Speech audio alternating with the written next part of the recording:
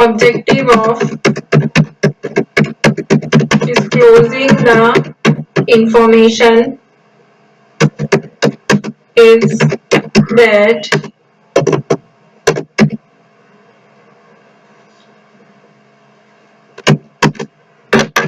any person who wants to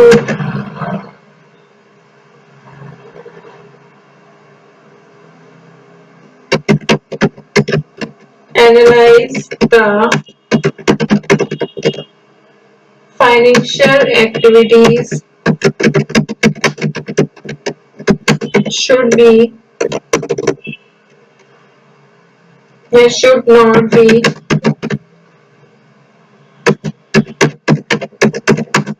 unfair by hiding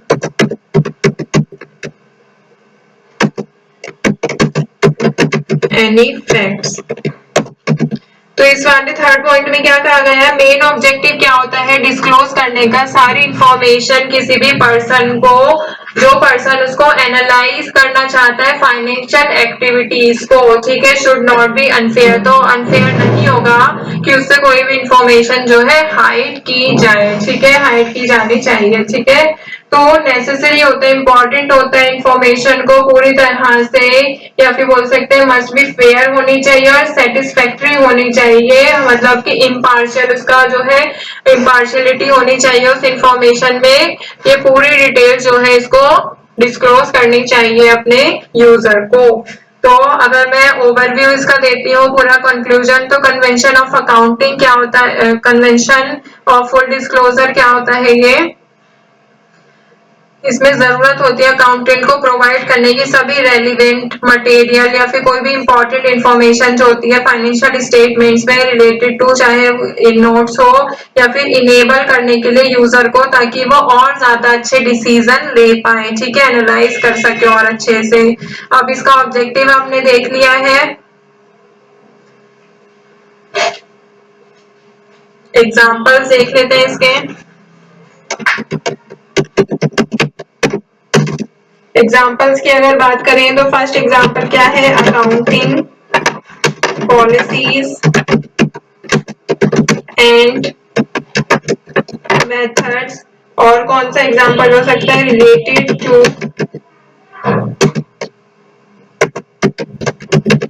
party transaction या फिर of balance sheet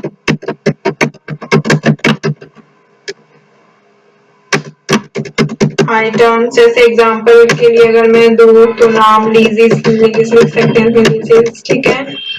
और क्या हो सकता है, जितने भी कमिटमेंट्स होती हैं ये बताना चाहिए यूजर को, और कोई भी इम्पोर्टेंट इवेंट्स होते हैं एंड ट्रांजेक्शंस। तो मैंने यहाँ पे कुछ एग्जांपल्स लिखे हैं रिलेटेड टू, मतलब कि कौन सी इंफॉर्मेशन जो है इसको डिस्क्लोज करनी चाहिए, अकाउंटिंग पॉलिसीज या फिर अकाउंटिंग कौन से मेथड यूज करे जाते हैं इस बिजनेस में, ये भी लिखना चाहिए। पार्टी से रिलेटेड जितनी भी ट्रांजेक्शन्स होती हैं वो भी उनको डिस्क्लोज करने चाहिए, बैलेंस शीट, कमिटमेंट्स अगर किसी ये कंटिजेंसी है तो ये सारी चीजें जो है ये उस यूजर को प्रोवाइड करनी चाहिए, ठीक है, जो मतलब कि आप जिसको आप इंफॉर्मेशन डिस्क्लोज कर रहे हैं, ठीक है। इससे क्या होगा, डिसीजन मेकिंग ज्यादा अच्छे से होगी, ट्रांसपेरेंसी बनी रहेगी और अकाउंटेबिलिटी जो है वो और ज्यादा एनहांस होती है, ठीक है। फाइनेंशियल रिपोर्टिंग में इसका यूज होता है, ऑडिट करते वक्त यूज कर सकता है वो इंसान, मतलब वो पर्सन जो यूजर है, ठीक है। ऑडिटर को भी हमें सारी इंफॉर्मेशन बतानी होती है, और फाइनेंशियल एनालिसिस के लिए भी या फिर इन्वेस्टर्स रिलेटेड है तब भी हमें इंफॉर्मेशन सारी देनी होती है। अब इस बात आती है कि इससे फायदा क्या होगा, हम सारी इंफॉर्मेशन किसी और को बताएंगे, तो यही फायदा होगा, रिस्क कम होगा, क्रेडिबिलिटी इंप्रूव होगी, ट्रांसपेरेंसी इंप्रूव होगी, इंक्रीज होगी, डिसीजन ज्यादा अच्छे से ले पाएंगे। और लिमिटेशंस क्या है इनकी, कि इंफॉर्मेशन जो है ओवरलोड हो जाती है, क्योंकि हम सारी इंफॉर्मेशन बताएंगे तो ओवरलोड हो सकती है, कॉम्प्लेक्सिटी आ सकती है और कॉस्ट और टाइम भी इसमें जाता है। तो आई होप आपको समझ आ गया होगा, first convention of full disclosure में हमें हर इंफॉर्मेशन जो है दे देनी चाहिए यूजर को, ठीक है, ताकि कंक्लूजन अच्छा आए। तो टॉपिक को एंड करते हैं। नेक्स्ट सेशन में हम पढ़ेंगे यहाँ पे कन्वेंशन ऑफ मटेरियलिटी। तो stay tuned and thank you.